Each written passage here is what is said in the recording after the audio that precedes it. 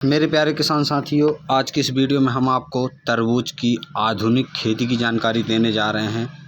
तो जानकारी प्राप्त करने के लिए अंत तक वीडियो में ज़रूर बने रहें। बात करते हैं किसान साथियों, सबसे पहले ज़मीन की तैयारी किस विधि से और किस तरीके से करना होगा। तो दोस्तों, आपको सबसे पहले 2 से 3 बार अच्छी तरीके से कल्टीवेटर या फिर हैरो से अच्छी गहरी जुताई अपने खेत में बढ़िया करवा लेना है, जो कि हमारी ज़मीन का अच्छे तरीके से कल्टीवेशन हो जाए, हमारी ज़मीन अच्छी तैयार हो जाए। बात करते हैं दोस्तों, इसमें बेसल डोज या जैविक खाद देना चाहते हैं आप, तो किसान साथियों बात करते हैं इसमें बेसल डोज क्या देना होगा आपको। तो आपको आखिरी जुताई में दोस्तों पकी हुई गोबर की 2 से 3 ट्रॉली पकी हुई गोबर की खाद अच्छे तरीके से बिखेर के समतल करें। बात करते हैं किसान साथियों अगर रासायनिक खाद की, तो इसमें आपको प्रति एकड़ के दर से 30 से 35 किलो DAP की मात्रा देना होगा। जुताई के समय आपको छिड़कवा कर समतल करवाएं बढ़िया खेत को। उस समय में आपको 30 किलो MOP पोटाश को भी अपने खेत में बिखरवाना होगा। अच्छे तरीके से अपनी ज़मीन को जब तैयार कर लेंगे, बाकी बात करते हैं दोस्तों, जो मिट्टी के डींगे होते हैं वो छोटे छोटे हो जाएं बढ़िया, और जो हमारी ज़मीन होती है वह बढ़िया उसकी मिट्टी भुरभुरी हो जाए।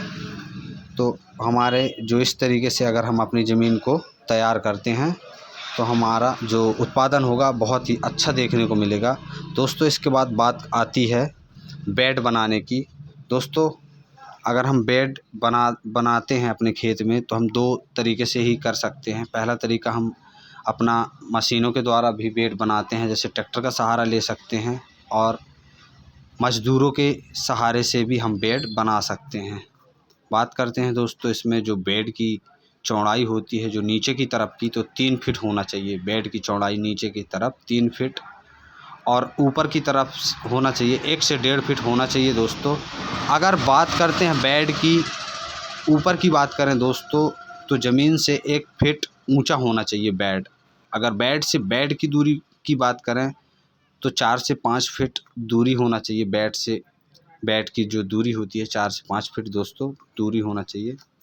अब बात करते हैं दोस्तों इसमें ड्रिप इरिगेशन सिस्टम की। अगर आप ड्रिप के द्वारा सिंचाई करते हैं, तो जो ड्रिप की जो सिंगल लाइन बिछाते हैं दोस्तों, और कुछ लोग डबल लाइन बिछाते हैं, तो अगर आपके पास 1-1 फीट वाली जो होल ड्रिप लाइन होती है, केवल सिंगल लाइन में ही काम चल जाएगा आपका बढ़िया। तो सिंगल लाइन वाली हो, अच्छी सिंचाई उसमें भी होती है बहुत बढ़िया। और बात करते हैं दोस्तों जो मल्चिंग पेपर होता है, तो मल्चिंग पेपर को भी आप जो उस मल्चिंग पेपर होता है दोस्तों, जैसे अपना जो बीज होता है उसके उगने वाले जो खरपतवार नहीं आते, इसमें बहुत सारे फ़ायदे होते हैं। मल्चिंग पेपर अगर अपन बिछाकर अपना खेती करते हैं तो ज़मीन में बढ़िया तरीके से नमी बनी रहती है, और उगने वाले खरपतवार भी नहीं उगते हैं, और जो हमारे फसल की ग्रोथ होती है वो हमें अच्छी देखने को मिलती है, और जो उत्पादन होता है बहुत ही बढ़िया उत्पादन देखने को मिलता है। बात करते हैं दोस्तों, जो हमारा मल्चिंग पेपर है वह जो 25 माइक्रोन का लेना चाहिए, जो कीमत होती है जिसकी 1800 से 2000 तक में मिल जाएगा आपको। जो होता है मल्चिंग पेपर 25 माइक्रोन का। अब बात करते हैं दोस्तों, इसके बाद बात आती है जो सीड सेविंग की। अगर आप प्लास्टिक में ही अगर दाने अपन छेद कर के डाल रहे हैं बीच बीच में, उससे में भी बहुत ही बढ़िया अच्छे तरीके से जमाव होगा आपके सीड की। और इसके बाद जो सीड सेविंग होती है दोस्तों, बीज की बुवाई करने से दोस्तों जो अच्छे से तरीके से बढ़िया तैयार कर लें पहले बीज को। अगर आप नर्सरी डालते हैं ट्रे में, उस विधि से आप बढ़िया तरीके से तैयार कर लें और बीजों का बढ़िया रोपण कर दें, उसमें भी आपको अच्छा लाभ देखने को मिलेगा।